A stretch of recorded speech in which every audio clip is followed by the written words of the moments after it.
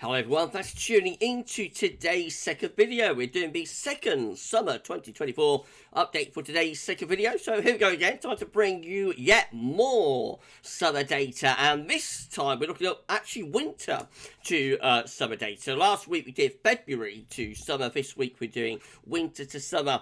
And I shall get on that for you in a moment. Just say that the first video release day was our 6 AM UK weather forecast, and we're going to be live at 6 PM with your 10 to 14 day. No doubt we'll throw some long range into the mix with that one as well, so it could be an epic live stream, hopefully, and that'll be coming up at 6 PM. Please like, share and subscribe on all of today's videos and content. And thank you so much, everybody, for doing that for GavsWeatherVids. Thank you so to Richard for the amazing summer updates gear. Thank you, Rich. I love it. Absolutely love it. And thank you to Shrine as well. This is based on a Shrine Brewing photography. So thank you so much to Rich and to Shrine for the joint effort on the GIF. Unbelievable, amazing. Thank you so much to hashtag Team Gav, as always. Right, well, I reckon we'll crack on with the second summer update then. So as I said, we're doing winter summer data. We're going to start off with CT, about having an England weather precipitation.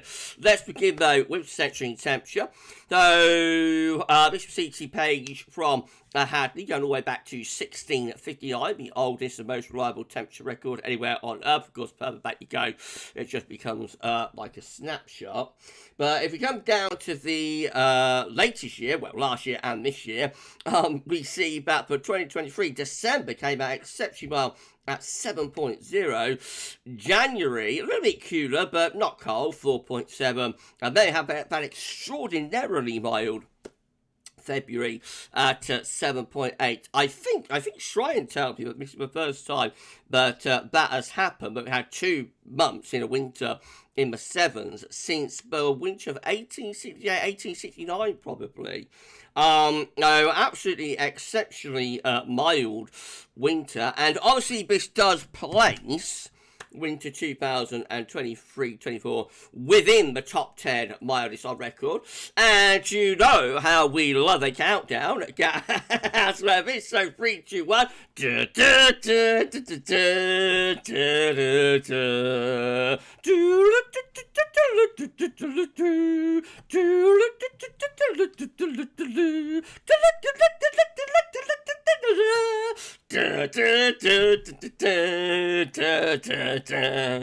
Yes, we are counting down summers following the top 10 mildest winters of central England temperatures. So why don't we do that then?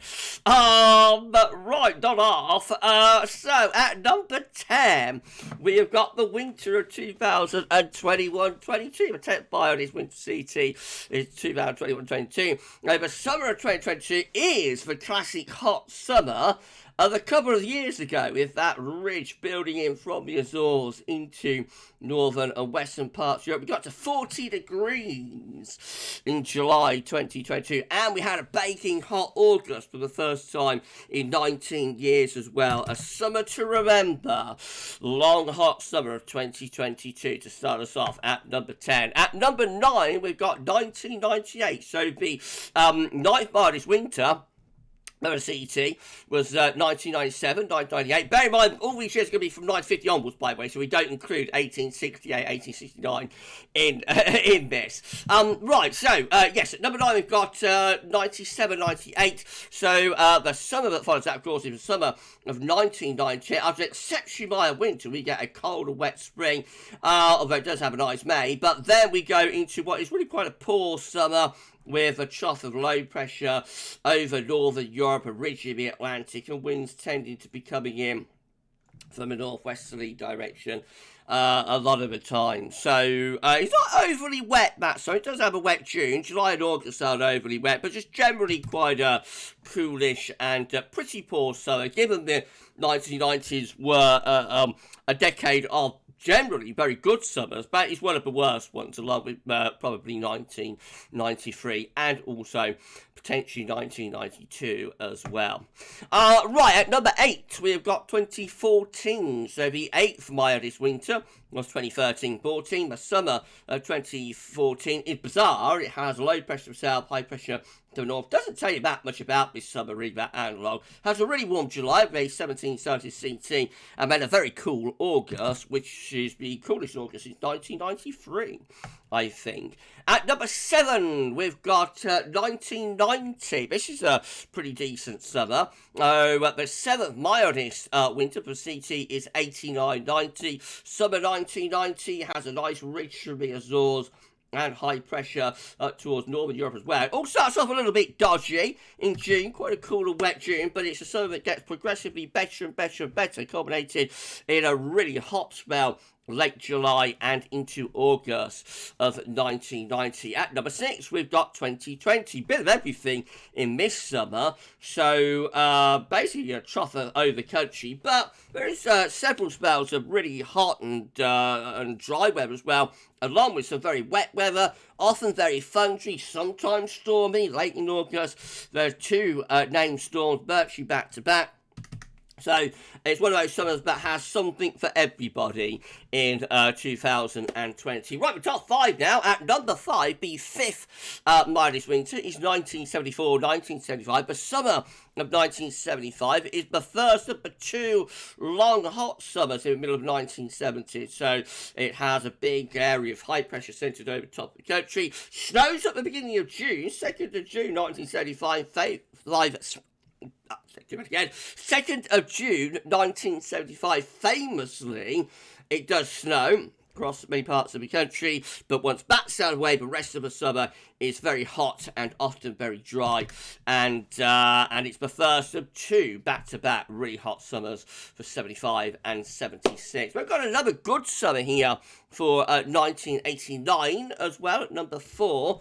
This one, again, with high pressure centre more or less over slightly west of the country. Now, this is a long, hot summer. It begins in the spring. It's still going in the autumn. I suppose the culmination is July, which is a very hot month. Has an 18 Celsius CT, I think, in July 1989. A long, hot summer. Oh, who's back? Questions.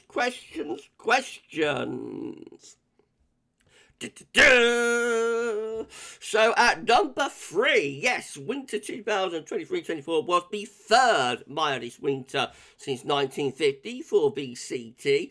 The reason it wasn't number 2 or number 1 is that slightly cooler January, of course.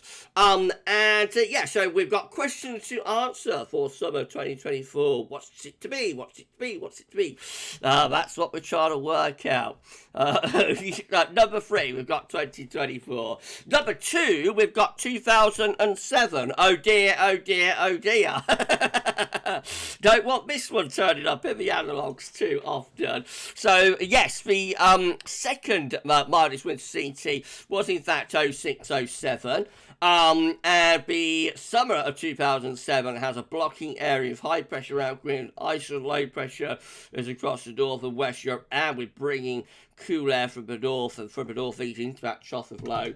So that's a cold and wet summer, exceptionally wet with flooding rains in June and July. And then at number 1, yes, the mildest winter for the CT since 1950 was actually 2015-16, and mainly down to that extraordinarily warm, and I say warm rather than mild, December of 2015, of course, and the summer of 2016, a little bit of a mixed bag, but it got better later on. So it starts off quite cool and wet in June 2016, but by August and indeed into September, there's a lot of dry and very warm weather. So again, it's one of those summers that has a little bit of everything, but the trend through the summer is generally to get hotter and drier after a dodgy start. Right, putting all of that together then, this is how all Junes combined are looking, following the top 10 mildest winters.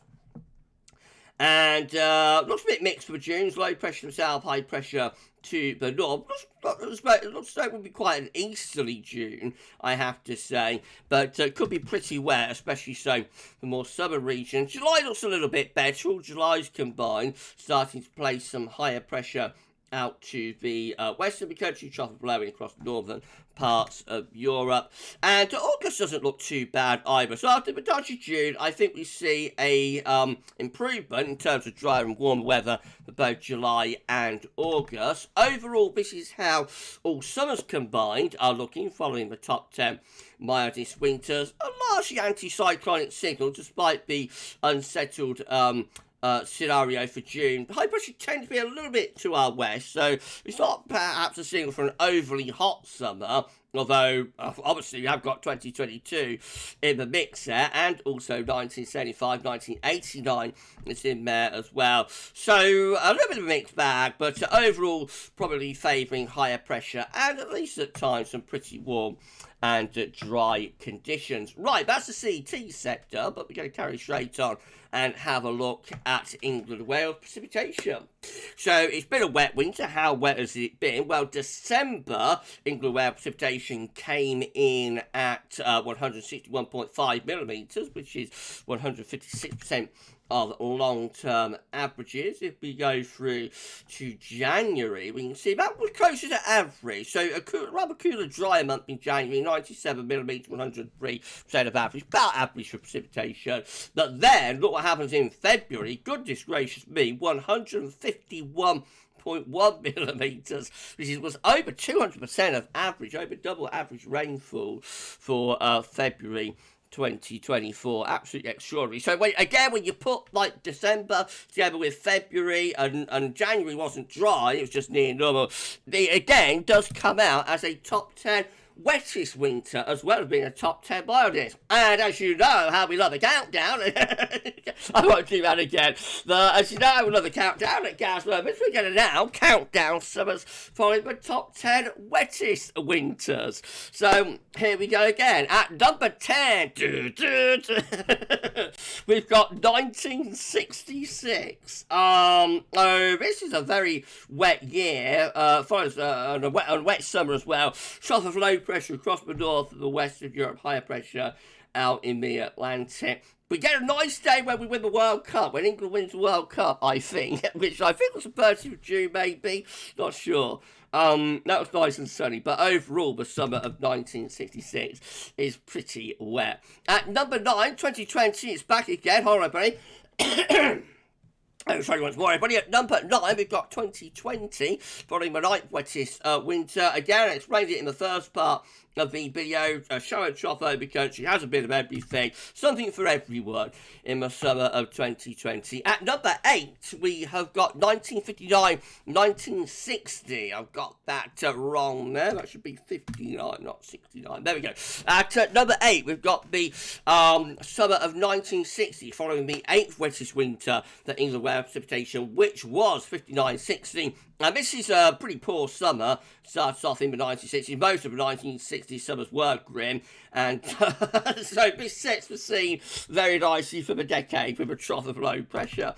Actually quite a cool and wet summer there. At number 7, it's back again. 2015-16. Summer of 2016 is a backloaded summer. I explained this in the first section of analogues. So starts off cool and wet for June, but gets progressively hotter and drier as the summer goes along. At number 6, we've got 2020. 2021. This is a pretty poor summer, really. Bit of a forgotten summer. Just have some dry, warm weather again, especially later on. So late August into September 2021 has a lot of warm and dry weather. But overall, I think it's remembered just as a pretty nondescript summer, albeit with an anti-cyclonic signal and winds often coming in from the east. I think it has a very wet start as well. At number 5, we've got 1993, 94. The 5th wettest winter is 93, 94. Summer 94. It's actually not a bad summer. It's quite unsettled. It's quite a thundery summer, actually, this one. Has high pressure to our east and low pressure out to west. So we're regularly drawing up winds from a southerly direction, having Spanish blooms and thundery breakdowns. It has a hot July with 18 Celsius CT. August is a little bit on the wet and dull side a lot of the time. But yes, it does have a very hot July in 1994, albeit with a lot of thunderstorms. At number 4, there we are again. It's 2024. Questions. Yes, the 4th wettest winter was 2000. 2023-24, what does summer 2024 has in store? Well, we don't yet know, but that's the questions we're going to answer by the end of May when we release the GavsWeatherVids Summer 2024 forecast. By the way, the Summer 2024 forecast date will be released next week, probably. I'll have that for you next week, the date that we're going to release the forecast for summer 2024. Right, let's carry on. At number three, we have got 1995. Now, this is a long, hot summer following the third wettest winter, which was 94-95, and I've said before that I do think that, like, summer, or I should say winter 23-24 does have quite a few similarities to 1994-95, albeit it's a rather, well, not necessarily wetter, but it's a warmer variety of summer. But I think, synoptically wise, has quite a few similarities to 94-95, and the summer of 1995 is a long, hot summer with this big area of high pressure right over of the country. It's a classic long hot summer, up there with 76 really, not quite as hot as 76, but it's actually a drier summer than 1976. So that's the standout summer of the 1990s, but it's a little bit forgotten now just how exceptionally good the summer of 1995 was. But another good summer here in 1990s, back again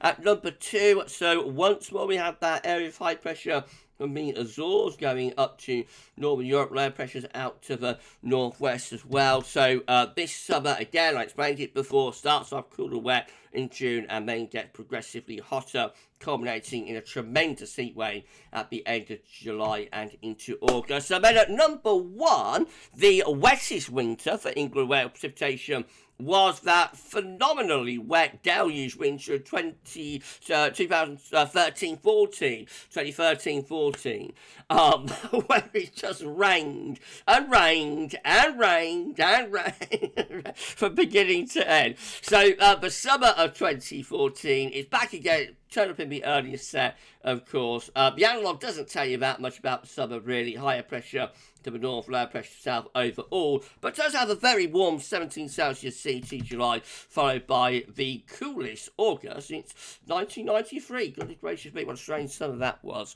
Right, putting all of that together then, this is how all Junes combine coming out, following the top 10 wettest winters. A better analogue for the Junes compared to the CT set, with higher pressure tending to be reaching in from the Atlantic into Northern Europe, so definitely drier, warmer potential for the Junes. All Julys combined, still a little bit anti-cyclonic, but higher pressure tending to be perhaps more to our west, northwest, if anything. And then all August combined look like that, following the top 10 wettest winters. Higher pressure more towards Iceland, lower pressure to over the continent. Really, it was very unsettled August of the continent. Wind perhaps coming in a little bit more from the northeast. So the best it might be the Junes, actually, and then maybe turning a little bit more unsettled as the summer goes along. But again, there are some very contrasting, very contrasting years in there. 1995 is a long, hot August, for example, and 1990 is in the mix as well. So, you pays your money and you pays your choice with this. This is how all all summers combined, I should say, looking.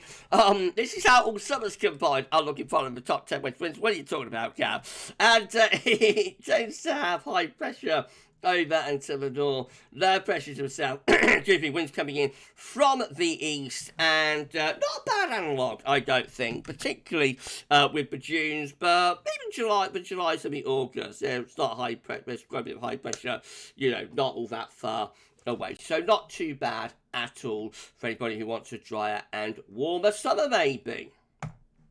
There we go, that's your second summer 2024 update. So I hope you've enjoyed it, everybody. If you have, please you like, share and subscribe. Thank you so much. Thank you so to Richard and Shryan for all of the help. Shryan, of course, got all of the years together for us as well. So thank you so much to Shryan Brian for that. Thank you so to Richard and to Shryan for the summer updates gift as well. Amazing, incredible. Thank you so much, guys. Right, so there we go. Update number 2 for summer 2024 is in the can. We'll be back with more next week. I say next week, we'll have the date for you when we are going to be releasing, hopefully anyway, the GWV Summer 2024 forecast. It'll be at the end of May, it's usually the last Sunday of May. So I'll confirm that though for you next week. We're going to be back at 6 o'clock. I'll be live at 6 with potential 14 dayer, and some long range will be in the mix with that as well. If you've got any questions about this summer update, then please save them for the live, and I shall do my best to answer them. But for the second summer 2024 update from GavsWeatherVids, that's all for now, and thanks for watching.